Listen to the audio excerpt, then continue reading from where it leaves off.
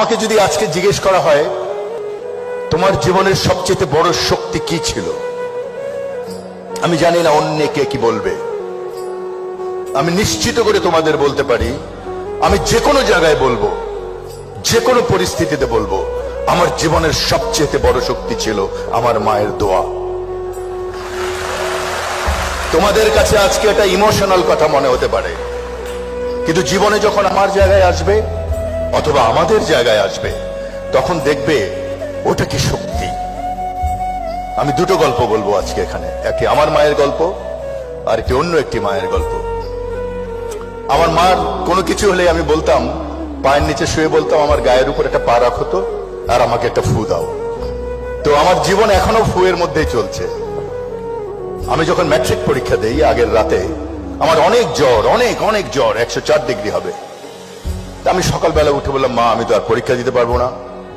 আমার মা আর 10টা মায়ের মতো খুব শিক্ষিত নন। তা আমার মা বললেন, এটাকে হয় নাকি রে বাবা, তুমি যদি এবার পরীক্ষা না দাও তুমি তো 1 বছর ফেল করে যাবে। আমি বললাম, আমার তো কোনো উপায় নেই, আমি তো চোখে কিছু দেখছি না। উনি অনেক দোয়া টোয়া করে আমাকে একটা ফু দিলেন, দিয়ে হাত ধরে বললেন চলো যাই। পরীক্ষা 3 ঘন্টার জায়গায় প্রায় 2 ঘন্টা পরীক্ষা দিয়ে বেরিয়ে গেলাম। বাইরে মানে বিপর্যস্ত মা বসে আছেন, আমার ছেলে কি করছে ভেতরে।